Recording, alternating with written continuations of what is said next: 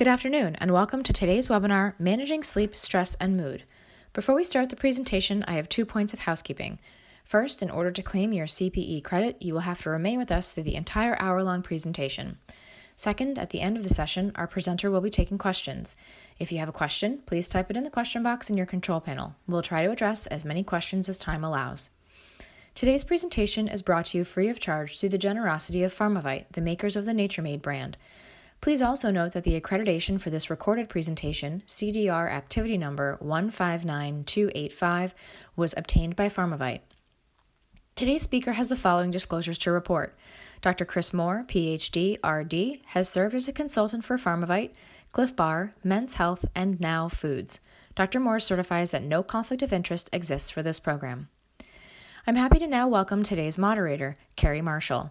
Dr. Marshall is an epidemiologist and naturopathic doctor with over 20 years of experience in the natural product industry. She's a recognized expert in the nutrition and integrative medicine fields, women's medicine, pediatrics, and chronic disease management. Dr. Marshall is an international speaker, has published several scientific papers across a range of topics, and is currently the Director of Medical and Scientific Communications for Pharmavite and the Nature Made brand. She maintains a small private integrative medicine practice in Wilmington, North Carolina. I'm pleased to welcome Dr. Kerry Marshall. Thank you so much, Leslie. I'm actually really pleased to introduce today's speaker, Dr. Chris Mohr, and the topic he's going to be speaking about today, which is managing sleep, stress, and mood, a topic that's really important to all of us right now. Dr. Mohr is an international presenter on the topic of well-being and nutrition, and he's on the Men's Health Advisory Board. And previously, he's also worked as a sports nutrition consultant for the Cincinnati Bengals, and he works with WWE athletes, which are wrestlers, for those of you who don't know the acronym. And his expertise has allowed him the opportunity to speak at the White House, the CIA, and several of the largest Fortune 500 companies in over 10 countries and most of the 50 United States. And without that, let's let Dr. Chris Mohr get to the important stuff today. So take it away, Chris. All right. Well, thank you, Kerry. And of course, thank you, Nature Made, for sponsoring this session. And as Leslie introduced, we're talking all about sleep and stress and mood, which is certainly a hot topic, I think all the time, but maybe now more than ever. So today, what we're going to be talking about, some of the learning objectives I'll be covering today are, first of all, how essential nutrients are needed in our daily lives and how their respective nutrient gaps are driving a healthcare crisis across the country. Talk about the latest scientific research on sleep, stress, and mood to explore options for therapeutic benefits in patients. And then lastly, how to apply some key strategies in dosing for patients to help them strive for mental and physical wellness.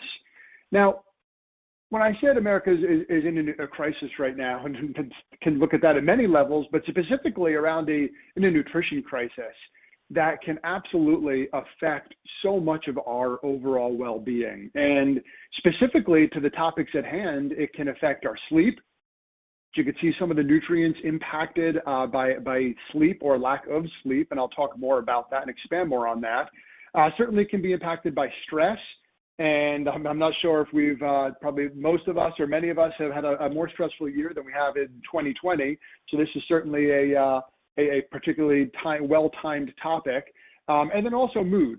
And again, looking at some of the nutrients that can impact our mood. And again, I'll talk about each of these and expand on each of these as we go on today. So first of all, let's start with sleep. And the reason you maybe can't sleep or aren't sleeping sufficiently or efficiently is not always the same. There's lots of different reasons for a lack of sleep, but unfortunately, we're not doing a great job with our sleep overall. Now, the question first should start with maybe why do we even need sleep? Now, again, we all do it, but we don't necessarily do it well. But certainly, we need sleep to repair and to recover and for energy conservation, hormone production, learning and memory, brain reset, and really so much more. So we all, of course, need to sleep. And we've probably all been in the position where we've stayed up later than we should, maybe pulled all-nighters, thinking back to college or so on. And, it certainly has a very negative impact on our health. at the very least. So, one of the biggest functions of sleep is really the function of sleep is one of the most persistent and perplexing mysteries in biology, which is really interesting when we start to think of how it affects our overall health. And, actually, we're really the only species that purposely cuts back on our sleep, right? We think we're going to get more done by staying up later. We think we'll, pull the all-nighter to study for a test when we were younger, or maybe to get an extra project done, or whatever it may be. But, unfortunately, that doesn't necessarily help us. Like I said, I'll be talking more about that. So when we start to look at this, how sleep works, and this biological need for sleep that we all have, like I said, and basically, when we look at this sleep drive versus our alertness, we have this, you see the red line there, that oscillation of circadian rhythm that fluctuates throughout the day. And this oscillation really causes us to be more alert, and then also allows us to get sleepy when it is time to get sleepy. Now, there is many things we can do that unfortunately can try to override those signals, but they don't necessarily enhance our sleep. And I'll talk more about some of the nutrients that can affect our oscillation of this rhythm and melatonin, circadian rhythm, and so on in just a little bit. One of the things that I'll say that many of us probably participate or partake in is the use of caffeine, which actually can hurt our actual natural circadian rhythm, and then also the melatonin shifts that go along with that. I'll expand on that in a bit, so just bear with me for a moment. Let's now look at just basic, what are the sleep recommendations? What do they look like for, you can see across the board, this is from the National Sleep Foundation, everyone from newborns all the way up to the folks who are our age, adults, 18 to 65 years of old. We need 7 to 9 hours per night for optimal functioning. And now we don't quite get that. Most people are on average around 6 hours or so per night. And it's interesting that about 100 years ago, a century ago, it was upwards of right around 8 hours a night. So we're slowly declining in terms of how much sleep we're getting. And now there's a number of reasons for that, and we can explore that. But again, we're not getting what we need, which is, like I said, 7 to 9 hours per night. So let's go back to this idea of the sleep and wake cycle that I talked about. Now, I mentioned melatonin. I mentioned that term earlier. You've probably heard of it. So you can see that's the green bar here on this graph. And, as you see the time on the bottom, starting at 12 p.m., going to about 9 p.m. there, as we go later throughout the day, our melatonin is one of the more powerful hormones that actually causes us to get sleepy. Now, when we think about this, sleep and wakefulness together, they're regulated by this oscillatory melatonin and cortisol as well, another hormone you're probably familiar with. And you can see on this graph here how they're related. Cortisol peaks in the morning, really to promote wakefulness. Melatonin peaks in the evening, and that's actually ultimately can cause or allow us to get sleepy and to get tired. So what we need to do is, how can we best maximize the differences between melatonin, cortisol? You see core body temperature is a big piece to this puzzle as well when we start to look at sleep hygiene.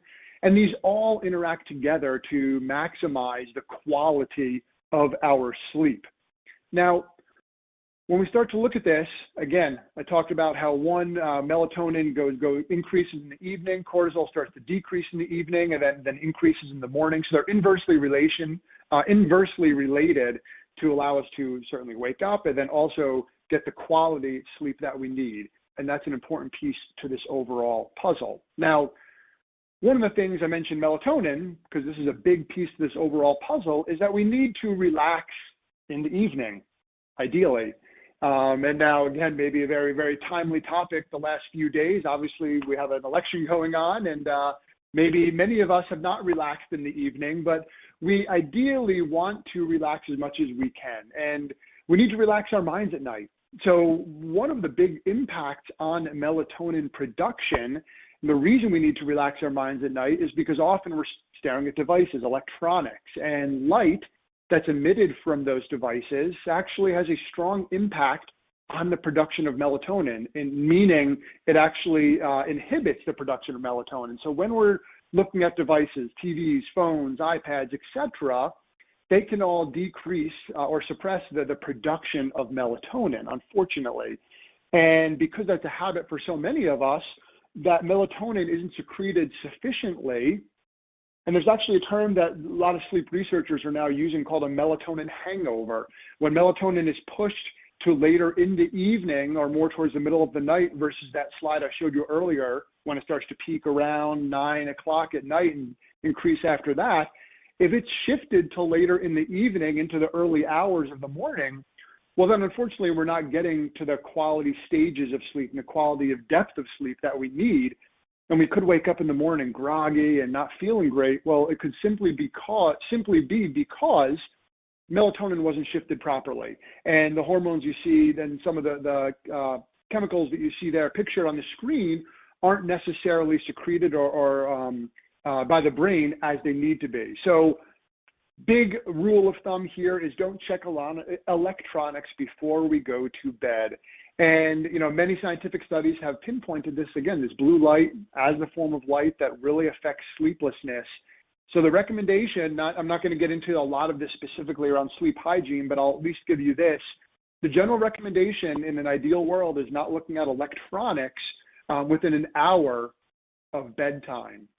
And now you might be thinking in your head, there is no chance that that's going to happen to me because I go right to bed with the TV on or with the phone in my face until it, hits my chest when I fall asleep. So I always try to say, at least if we could add, build in some more and more time between electronics and bed, that would be ideal. Let's start with 15 minutes and build from there if we can, knowing that the general recommendation is about an hour. Now, let's actually take a look at some of the basic key demographics for sleep and health issues. So you could see just about 70%, so almost 3/4 of American adults report insufficient sleep at least once per month. And that's across the board, okay? So, why is this? Well, we certainly have demanding lifestyles. Things have changed lately, so sleep has actually been impacted even more so this year than ever. The nutrient gaps can play a big role. So I showed you that slide earlier, and I'll talk about that in a little bit, but that can play a role in the quality of our sleep. Limited physical functionality can play a role. Not getting outside and getting actual fresh air and sunshine, and whether that's sunshine or even if it's gray skies, getting outside can impact the quality of our sleep. Mental health, our occupation, certainly I understand some people may have to work second, third shift, and that can play a role. As an aside, that's actually many companies actually pay extra for that. It's like hazard pay, and in Europe, it's actually considered a carcinogen if you actually are working that third shift because of the detriments impacting the quality of our sleep. But basically the idea is that sleep deprivation and sleep health issues affect most of us, men, women, healthy aging, everyone across the board. So versus just talking about doom and gloom, I want to see, what can we do to make sure that we're actually taking control of our overall sleep health. So, I mentioned earlier the recommendation for sleep is 7 to 9 hours an evening is the recommendation. And on average, we're getting just about 6 hours. It's slightly more than that, about 6.1. But one of the big factors, one of the big issues with lack of sleep is around the immune system. And I don't know if there's a more discussed topic right now with everything going on as we go into cold and flu season, of course, COVID and immunity. Well, the sleep could be one of the biggest components in terms of helping with our immune system. And you start to look at like a slide from this slide here on the screen. And stress from short sleep, less than 6 hours per night, can make your body more vulnerable, as you see. Now, you start to also look at participants who fell into this lack of sleep, and it's a pretty big number of individuals. So 45% of individuals in this particular study, had less than 5 hours of sleep, 30% 5 to 6 hours of sleep, see here 22%, about 6 to 7 hours of sleep. And then, of course, greater than 7 hours was the lowest number. 17% of the population did that. And those who had the least amount of sleep were 4 times more likely, this is actually looking at cold symptoms, 4 times more likely to catch a cold compared to those who got the higher, that more than 7 hours of sleep. So the likelihood of catching a cold here, okay, when you look at these percentages, it was 4 times more likely if you got less than 5 hours of sleep. So sleep is very, very powerful when we think about immunity. Now, when we start to look at some of the top behaviors to improve sleep hygiene, well, unfortunately, first of all, 1 in 10 Americans, so 10% of the population, consider sleep to be their top priority over fitness, work, hobbies, and social life. But we start to look at some of the factors that play a role in our why we're not getting the amount of sleep and how we can improve that sleep. Well, one is to wake up and go to bed at the same time every single day. So be consistent. Certainly exercise regularly. Limit naps if you do nap. If you're fortunate to have time for a nap, make sure you're not napping too much. So we don't affect the impact of our sleep later on. Avoid excess alcohol and tobacco and caffeine. Caffeine specifically after lunch. So I don't want to say don't drink caffeine or eat caffeine because I would be a hypocrite there. But again, before lunchtime, because at noonish time is when it's supposed to cut off. I mentioned earlier, spend more time outside. Limit liquids in the evening so you don't necessarily have to wake up and go to the bathroom.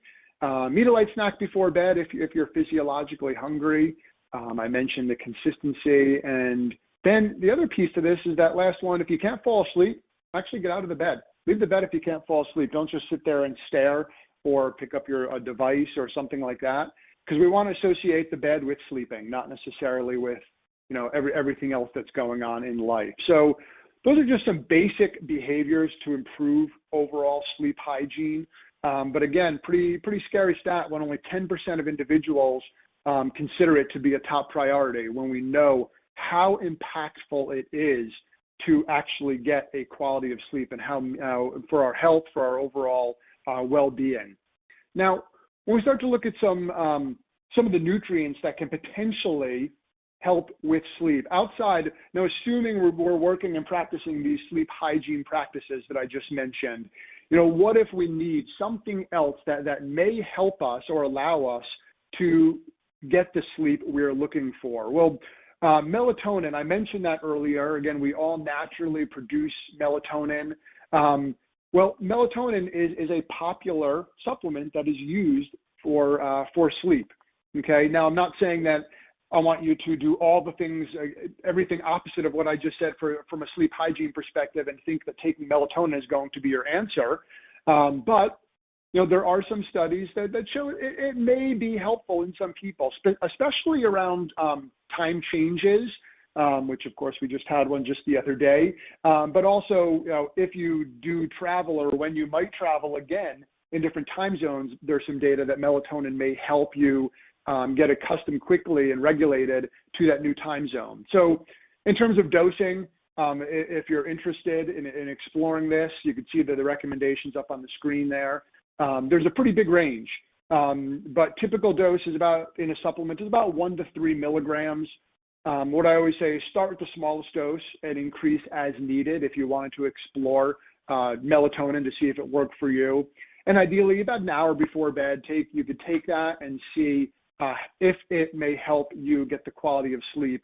But then again, that's in conjunction with also practicing those sleep hygiene pieces to the puzzle that I talked about as well.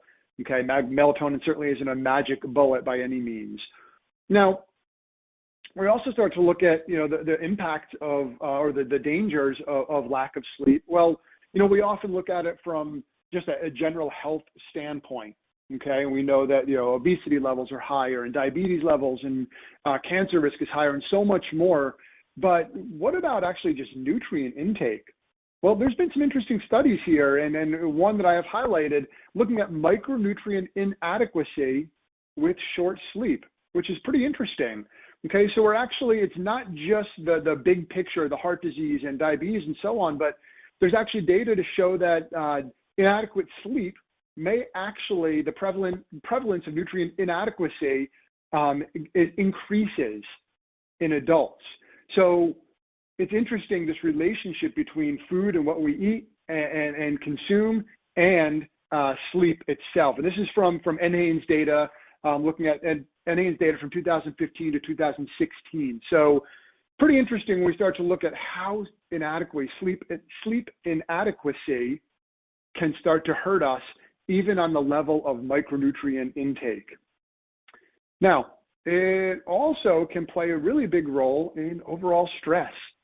Now, when we use the word stress, that term has been thrown around, I think, this year more than ever. But we know that stress can certainly play a big role in overall health.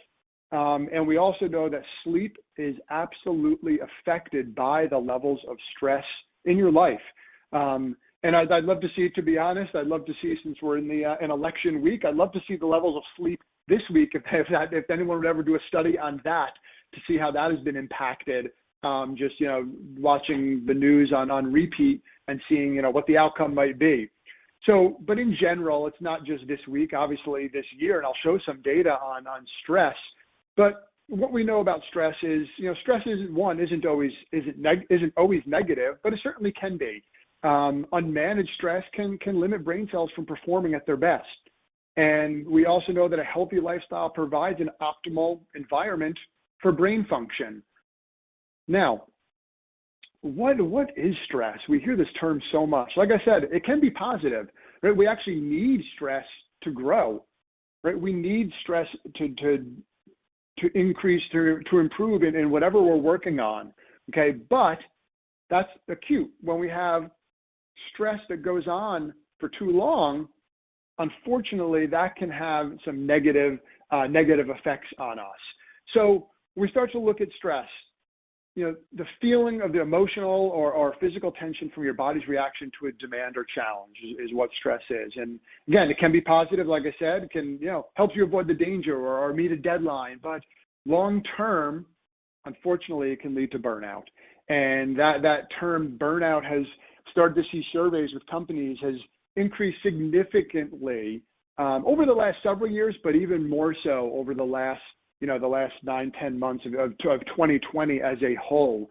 So we need to start to think of what can we do to better manage our stress, given the environment that we're in.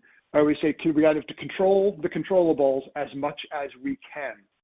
So, the stress, when we think about basic stress, is the fight or flight response. It gives you that burst of energy to react quickly to whatever it is we need, right? And you think back, hundreds and many years ago, hunters and gatherers, they needed that fight or flight to survive. Well, we're not quite in that same situation now, but we still have a lot of that fight or flight mentality. And when we have something that whether comes up or scares us or affects us in that fight or flight way, well, we have an increase in blood pressure and breathing, certainly, metabolism, blood sugar, attention, all increase, okay?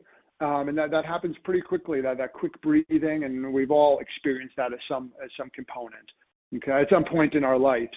And on the flip side, decreases in that can affect digestion and certainly kidney function as well. It does have its place. Like I said, sometimes you need that burst of energy. Sometimes you need that burst of energy to react quickly, and this can be a very good thing. So what's interesting is how long it can actually take to return to normal after the threat is gone. It could take 20 to 60 minutes to come down from that feeling after that threat is actually gone. So we're going to look at how can we better manage our stress? What are some strategies around that?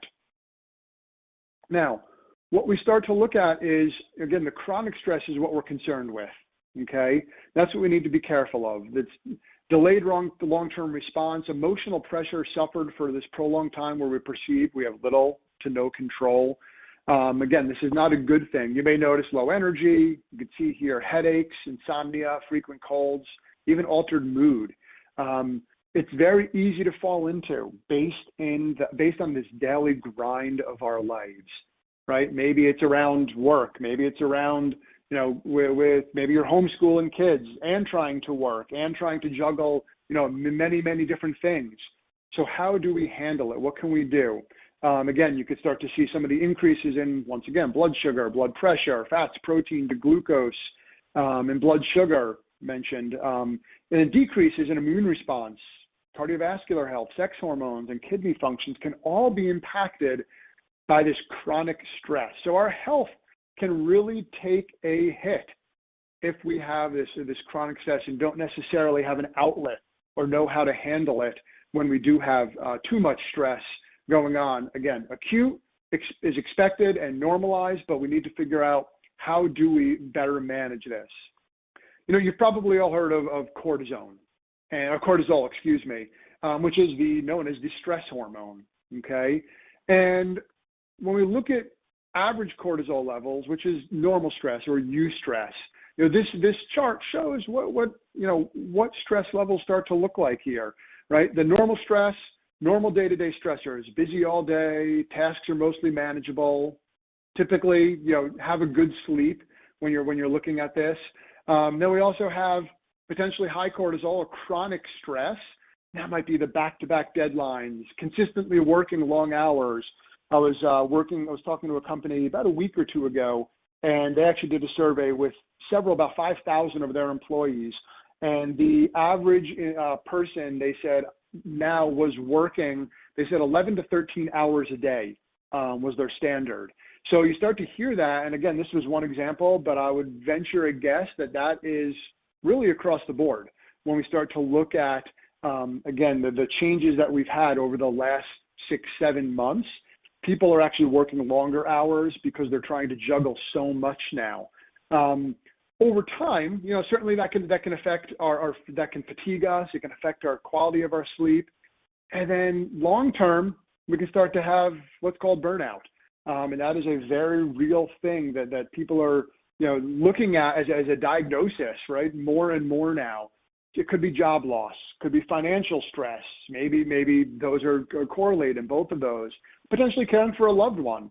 Again, that's you're hearing that a lot more. Maybe you can't necessarily cope with the daily stresses of life, of work. May just result in extreme exhaustion. So we know that stress, chronic stress, can have a negative impact on our health. Okay, and just all these different ways that are listed here. These are just many of them, but over time, stress can have this strong negative impact. So we need to look at how can we better manage our stress? Again, stress is very healthy and normal when it's acute. Okay, that fight or flight response, but when it becomes chronic is when it can really have a negative impact on our overall health. So stress is also associated with depression and anxiety, unfortunately. And this is pretty interesting here.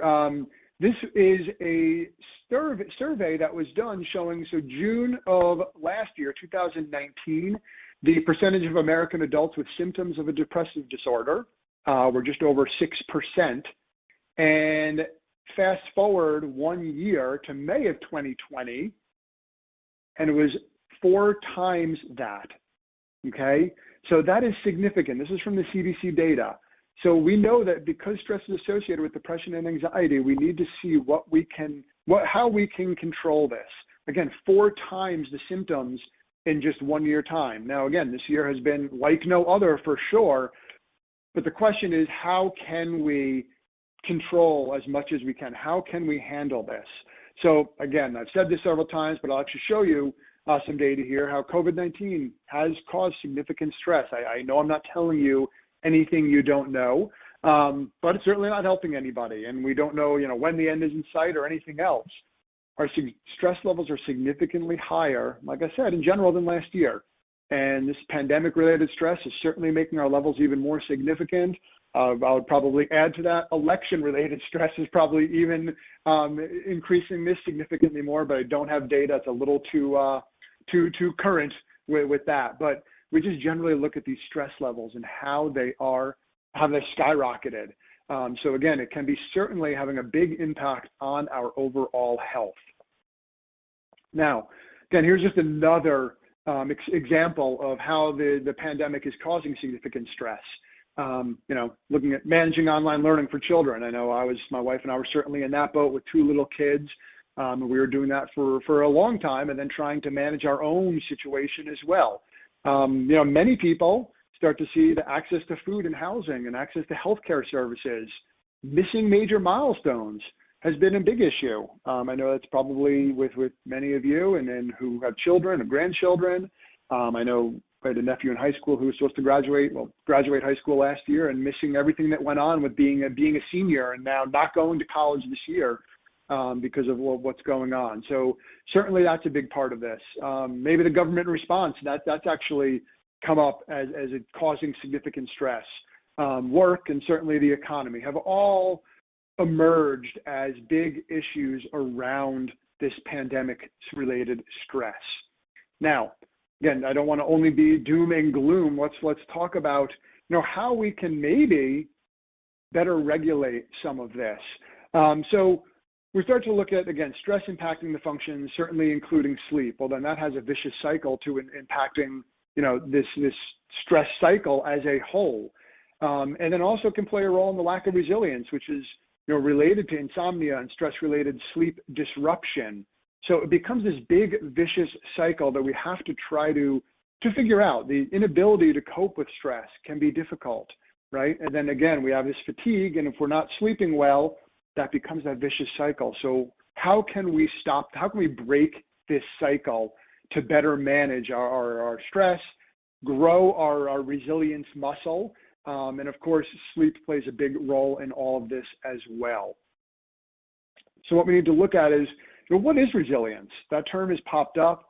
I know with a lot of the companies that we work with, resilience is probably the most requested topic right now. Well, it's the ability to bounce back. People who manage their day-to-day stress cope better and show more resilience and overall tends to be healthier. It is, when we bounce back, it's how well we manage that day-to-day stress and also cope with it. Of course, the better we cope, the healthier we tend to be. And that is particularly important, okay? So we start to look at, looking at resilience as a whole here. We know that people who manage their stress, like I said, are healthier than people who avoid it or ignore it. And then this works out for those with better resilience, both personally and professionally. So again, you start to look at some of the outcomes comparing high and low resilience under high strain work environments in this particular study. And the not resilient in the blue versus resilient in the green, the outcome scores were significantly better for those who showed and worked on more resilience. Then that ultimately leads to better coping, which leads to less stress and burnout, less sleep problems, and fortunately less depression as well. And again, this does become a big vicious cycle though. So, and a lot of it is rooted in how we can sleep. Now, that's not the only piece to it, right? I'm not saying sleep is the answer to everything, because there's some challenges. But we know from this, resiliency was favorably associated with all the outcomes in what I show at the bottom of the slide here. So again, trying to practice and strengthen that resiliency muscle is very, very important. Okay, here's another outcome with this. When we are more resilient, it shows better attendance at work and also better productivity. So that's another strong outcome there when we start to look at the importance of resilience. So we build resilience, we ultimately cope better. How do we build resilience? Well, I'm glad you asked, I'm glad I asked myself. I know you're all thinking it. So, one, with exercise plays a big role. Nutrition. So a lot of these lifestyle habits. Meditation can play a big role. Self-care, absolutely. We need to take care of ourselves. And yes, sleep. Okay, we need to look at sleep as well. So all of those components to this play a big role in helping us build resilience.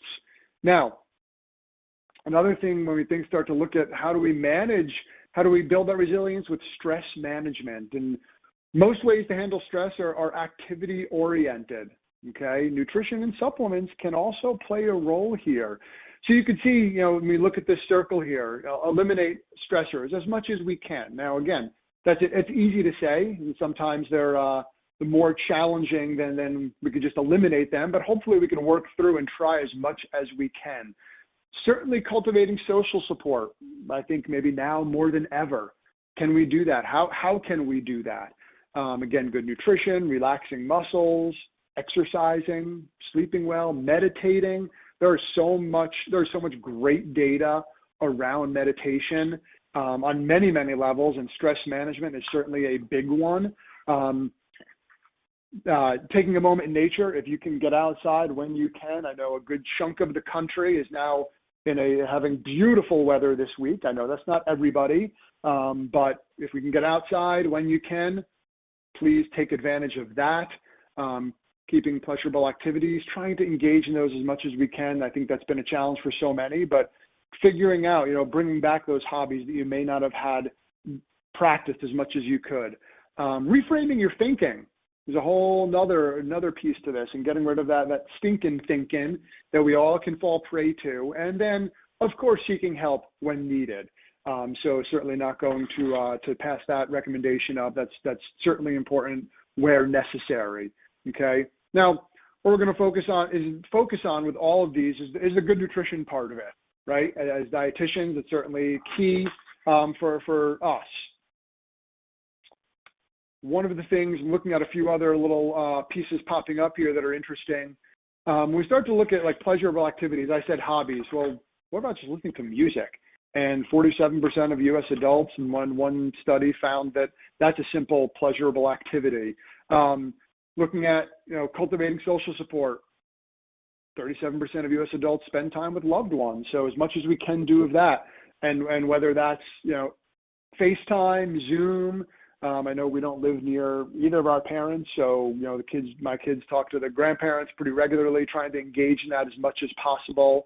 In terms of exercise, doesn't have to be anything extreme, but simply looking at walking, or, most 47% of U.S. adults exercise or walk. So trying to take advantage of that is one very important piece to this puzzle.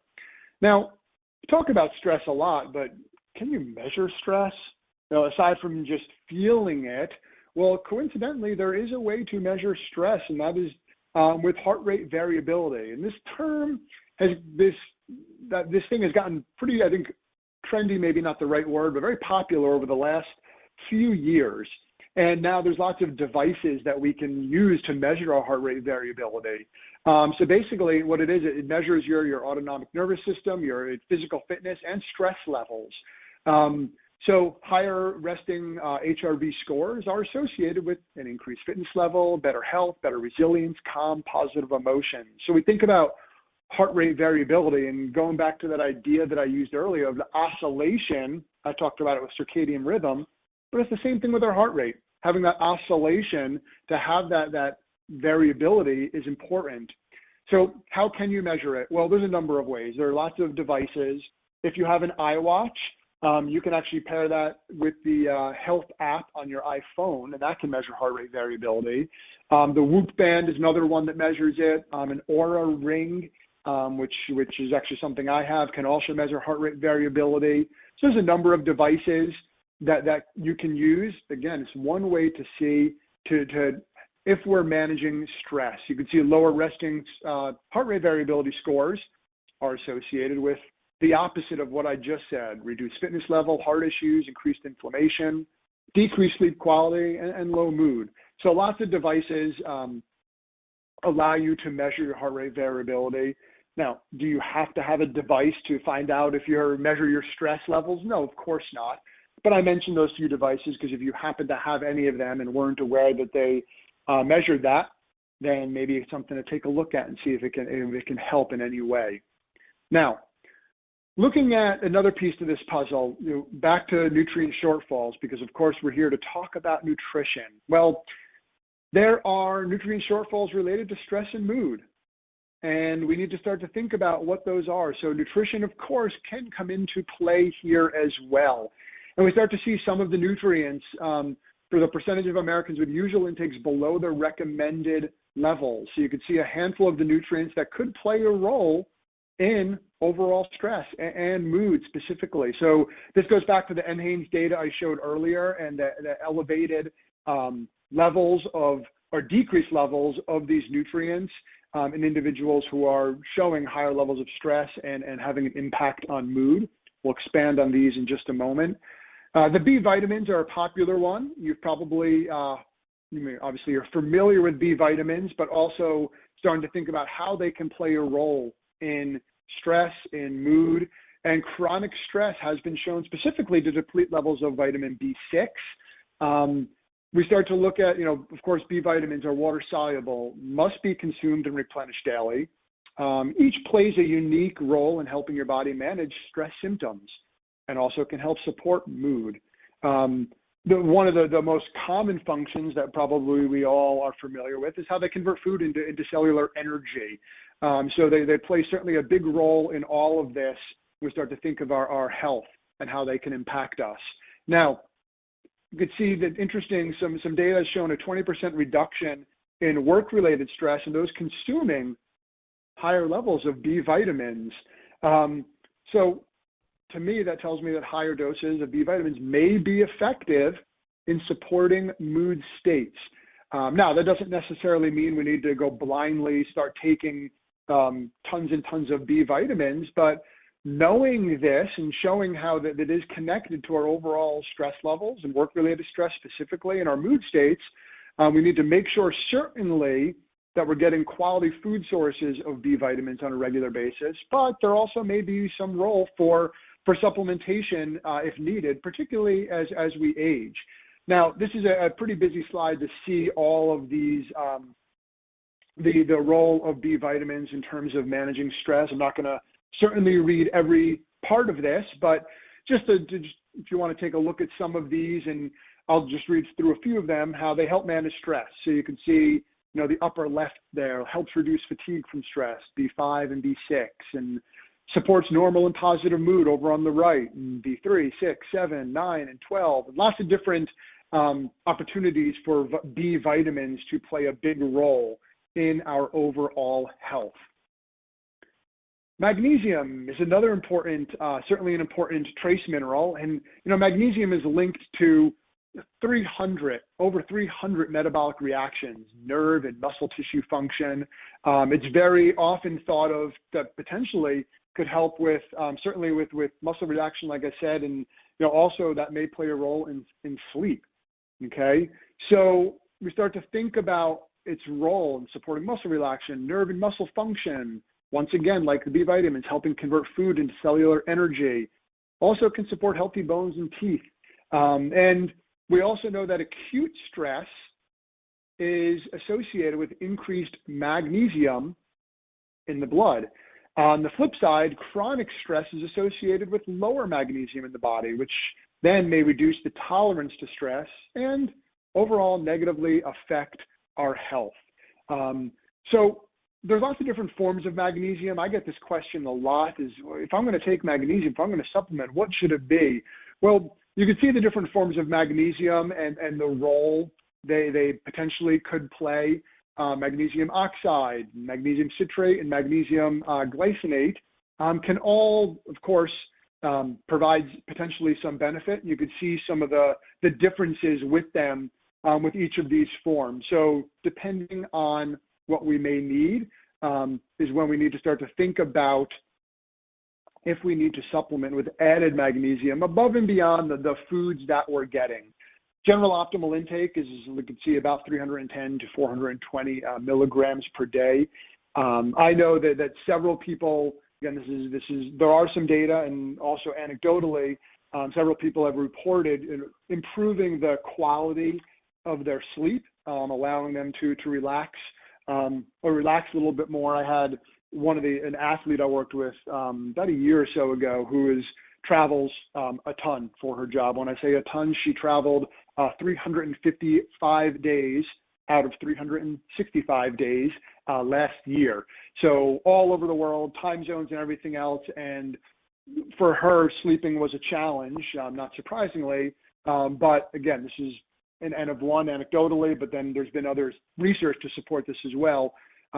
Adding some magnesium in certainly helped the quality and depth of her sleep as she reported. Okay, there's other nutrients as well that potentially we can consider. Adaptogens, which are specific herbs that can help the body potentially resist stress. These have been used for centuries, typically in Eastern medicine, Chinese, and different healing traditions, Ayurvedic healing traditions. They basically help prepare your body to handle the effects of stress. So we start to look at how these adaptogens play a role, and they increase the state of non-specific resistance and stress and decrease sensitivity to stressors, which result in stress production or protection, and also prolong the resistance of stress itself. So there are some data that certain adaptogens can play a role in helping us manage our stress as well. So we need to start to consider, is there something that maybe could help me? Ashwagandha is one of those that is very, very commonly used. Again, in the Ayurvedic medicine, it's most popular, it started in India, again, centuries ago, traditionally used there. And it's used to reduce stress and relax the body, as you can see. May help reduce serum cortisol levels. Remember, cortisol is the stress hormone. So potentially it may help reduce serum cortisol levels. And in the evening could help reduce or help relax the body. Again, the way it works by reducing perceived stress and, again, like I said, helping relax the body. Now, when we start to look at, is there research around this? Well, yeah, absolutely. And there's some, patented, clinically tested ashwagandha extracts that support this efficacy claim on stress. And of course, like with many things, not all supplements are the same. So we need to start to look at how do we get a quality supplement, and how do we make sure we're getting a standardized dose? Well, one, there's something called Sensoril, which is a standardized extract, which has been shown through studies to significantly reduce stress-related parameters in chronically stressed humans. There's another one, this other one you can see on the screen there, and it says 2 capsules KSM-66, again, which is a different type of, different standardized extract of ashwagandha, which also can play a role in, like I said, helping reduce stress overall. So some cool data out there that we need to maybe explore as we're looking at how do I better manage this stress that is going on in my life. L-theanine is another potential nutrient that could potentially help with stress by affecting certain neurotransmitters and brainwave activity. So supports, helps relax the body, supports the stress response, potentially could help with better quality sleep, and also can help reduce mental stress. So it's very commonly found in tea, but of course we're looking at sleep. We want to look at a non-caffeinated tea, but then of course it can be found in supplemental form as well, with optimal intake being around 200 milligrams, according to the research that has been done. And by the way, I keep saying according to the research, at the end of the presentation, there are many, many references for everything that I'm talking about. When we look at theanine here, it affects serotonin and dopamine in the brain and increases alpha wave activity to help relax the mind, which I think we could probably all use right about now. All right, we have another nutrient here, Gaba, which is another one that can help calm the mind. And essentially, one way to look at it is it's a neurotransmitter in the brain, but it helps puts the brakes on an overactive mind and blocks certain brain signals to slow down activity in the nervous system. In terms of dosing, there is a wide range here. So 100 milligrams all the way up to 500 milligrams. So I always say, start small, titrate up if needed, see if you could see if there's an effect, have an impact on you, and if it helps you calm the mind, like some of the research has shown. Chamomile is a very common one, often used in tea, and sleepy time tea is a typical one. Again, it's traditionally used for sleep and to support relaxation. It's often used for digestive comfort as well. Even studies showing it's used to treat colic and croup and even fevers in children. Now, it also contains the flavonoid epigenin, which modulates GABA activity, which I just talked about a second ago. So there could be a path for chamomile which could help us, maybe those evening teas, again, caffeine free, of course, or there are some supplemental forms that we can consider. Okay, now, interesting, I have caffeine on here. Now, caffeine is certainly not going to help you with sleep. And in fact, it will do the opposite. It will negatively affect your sleep, okay?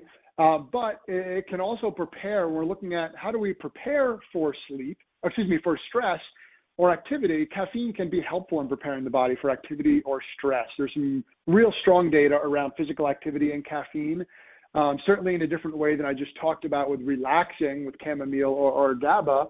So just being aware of this effect.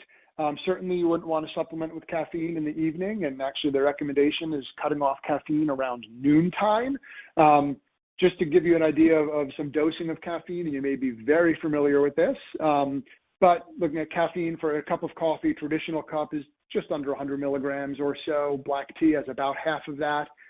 Green tea has about half of that.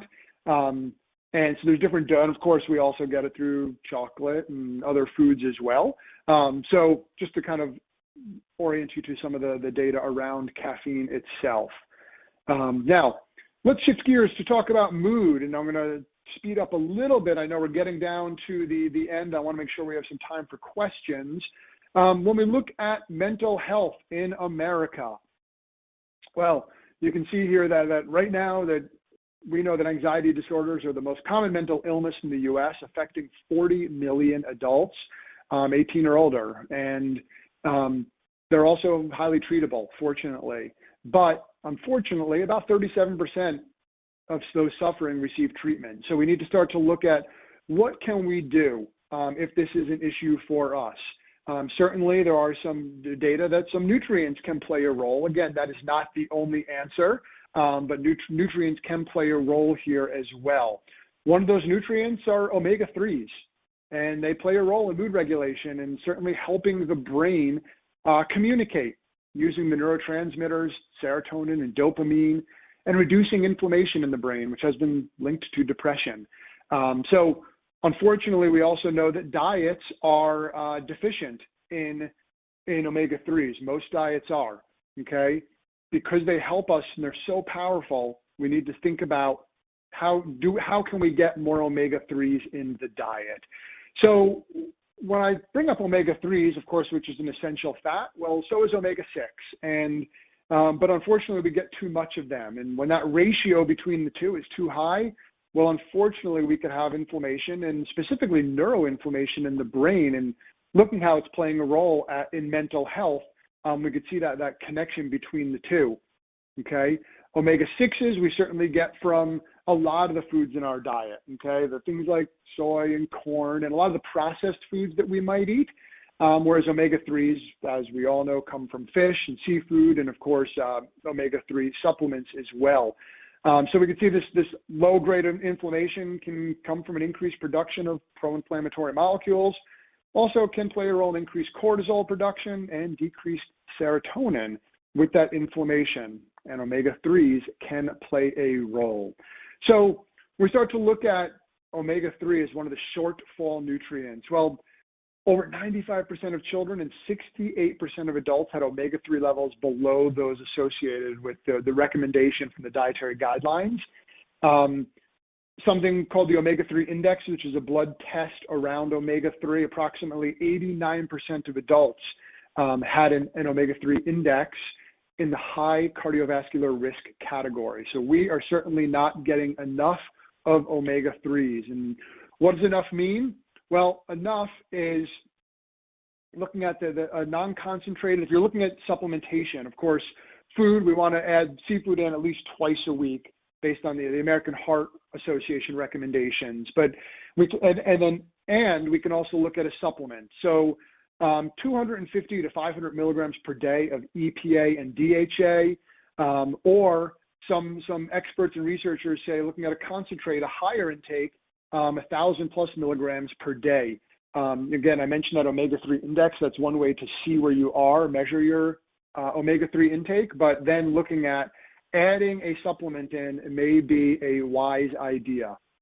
So Again, I talked about just general health, general adults, at least 200 milligrams of DHA specifically for those who are pregnant or lactating.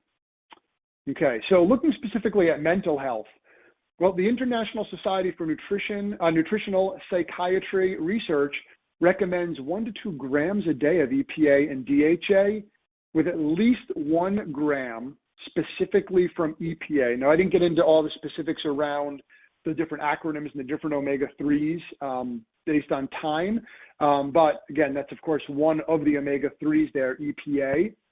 Now, the question is, how do I know what I'm taking? And well, when you're looking at 2 different options here, I have the non-concentrate on the screen, which you can see what's highlighted in green. For 2 soft gels, you're going to get, in this example, about 600 milligrams of EPA and DHA.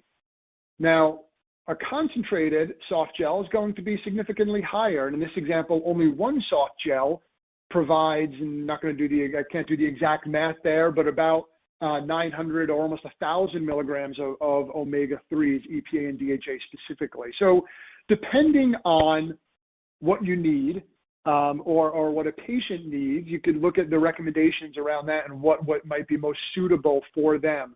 But knowing how to read a label is particularly important, not just the food labels that we talk about, but also a supplement label. And specifically, I think around omega-3s, looking at these differences is an important piece to this puzzle. Now, I'm going to look at one more here, or another one here, which is SAMe, which you may have heard about. The what, the why, and the how. Well, it's short for S-adenosylmethionine, the natural compound found in every living cell of our body. You can see it's indicated for mood and joint comfort. It's important in the body as a cofactor for many reactions, and also plays a big role in the metabolism of all cells as a precursor molecule to many different actions in the body. So in terms of dosing, and of course, I'm not just blindly recommending everyone run out and do this, but talking to the patient and seeing what works, and of course, a pharmacist or a physician, this is the recommendation generally that's provided. 400 milligrams of SAMe for 7 to 14 days can support a healthy mood. Again, you can look to increase that if needed. As always, like I said, talking to your doctor first to make sure that we are making sure we're getting the dosing and getting the appropriate recommendations. Okay, so I'm going to skip through this real quick. What's important is overall finding your balance. Okay, now I recommended some, we started with sleep. We talked about the importance of that. Certainly recommended some nutrients, talked a little bit about sleep hygiene, not a ton, but we need to find our own balance. Okay, what does that look like for us? Certainly exercise, nutrition, absolutely sleep. Self-care, I'm going back to what I talked about earlier, mentioned this, and meditation can play a big role. We're going to always start with these basic sleep hygiene and basic recommendations and see if we need to add from there, okay? So that being said, I know I kind of went quickly at the end, but I want to leave time. I'm sure there's many, many questions. Certainly want to handle those and take care of those. So that said, I'm going to turn it over to you, Kerry, to take some of those questions. Thanks, Chris. That was some super great information. There was a lot of questions on a few different topics, and I'm going to start with some. If you can just talk about dosing real quick. There was a couple questions on melatonin specifically. And number one, do you recommend people take melatonin? And maybe what's a good dose to start at? Yeah, good question. So melatonin is, the range varies. So one, do I recommend it? Like I said earlier, first try all the other pieces to the puzzle when we look at sleep hygiene. Again, consistency and not looking at light before bed. And the sleep hygiene is going to go a very, very long way, first and foremost.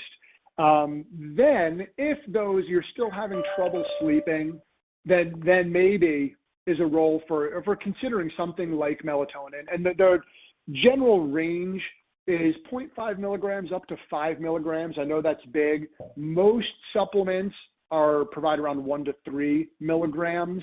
So as always, I would start small, see if you notice an effect, and you can titrate up from there.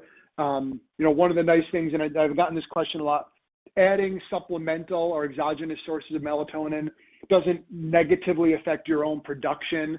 It won't, like people have said, will it go away forever? No, not at all. So you can try it, see if it has a positive effect, of course, in conjunction with the sleep hygiene practices to make sure that you're doing what you can to get that quality sleep. Great. You actually answered another question about endogenous melatonin, so thank you for that. Perfect. I'm going to switch it over. Yeah, there was actually a bunch of questions about HRV. If you could kind of recap real quick which devices you recommended that for, and also what is a good range? Is a lower range or a higher range? Just recap that real quick. Yeah, so with HRV, again, there's a few devices. The three I mentioned, and I'm sure there's more, but the three I'm familiar with. So one, if you have an iWatch, and then that will pair and sync up with the health app on your iPhone. To be honest, I don't have an iWatch, but I know that they work together in conjunction to do that. The Whoop band, WHOOP, is another device that measures heart rate variability and sleep and so on. That's essentially a bracelet, for lack of a better term. And the third one I mentioned is called an Oura ring. It's OURA. And I have one. It actually looks like a male's wedding ring. So it's an actual ring you put on your finger and wear, and that also measures HRV, sleep, activity levels, and so on. I'm not advocating that we need to all run out and buy any of these, but since you asked, those devices and many, I'm sure others do measure heart rate variability. Well, this is Leslie again. I'll take over from here. Perfect. Lots of good questions, as Kerry mentioned. So, Chris, switching gears just slightly. When you were talking about magnesium, lots of questions popped up. The main one being,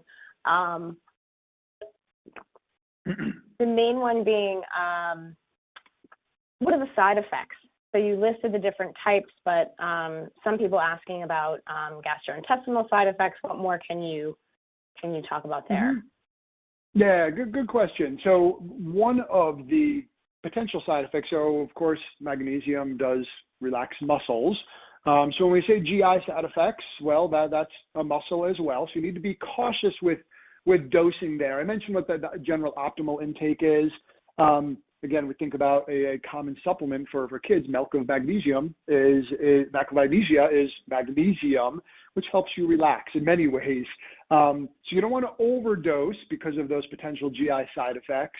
But what that optimal intake I recommended, of course, looking at food first when we can, and trying to get dosing of magnesium, but not necessarily going above and beyond what I recommended if you are supplementing, because of that extreme muscle relaxing in all areas of your body and not just the way you might want it. Excellent. All right. One quick question that came in a few times on SAMe. Can you get SAMe from foods? Not to my knowledge. Not to my knowledge. Now, it might be naturally occurring in some, but I am not aware. Admittedly, I will ask that I will find that out and get back to you.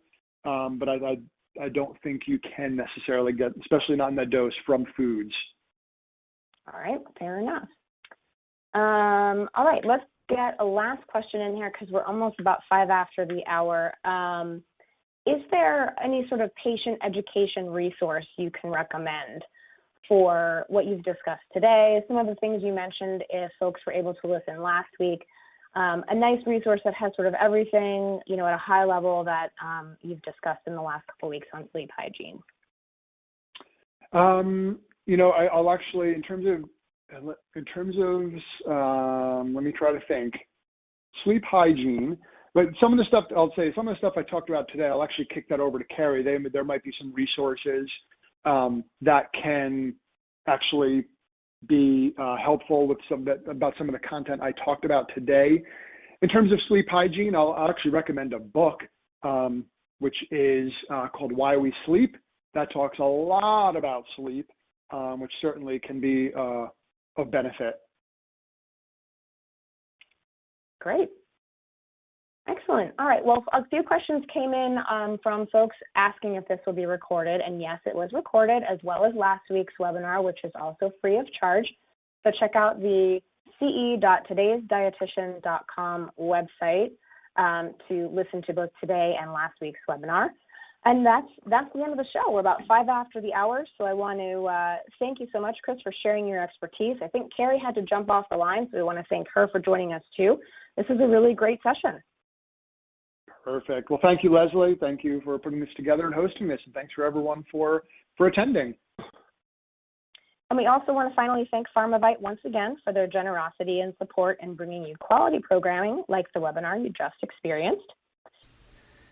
Instructions for credit claiming and downloading handouts should be up on your screen. You must complete a brief evaluation of the course in order to claim your credit and download your certificate. Registered dietitians should use code 175 when recording this activity in their professional development portfolio. If you are watching this webinar on our YouTube channel, please log into ce.todaysdietitian.com, click on the Webinars tab, and select this webinar in order to complete it for credit. If you are watching this webinar on our CE Learning Library website, click Next, or return to the course start page and select the evaluation step to complete this webinar for credit.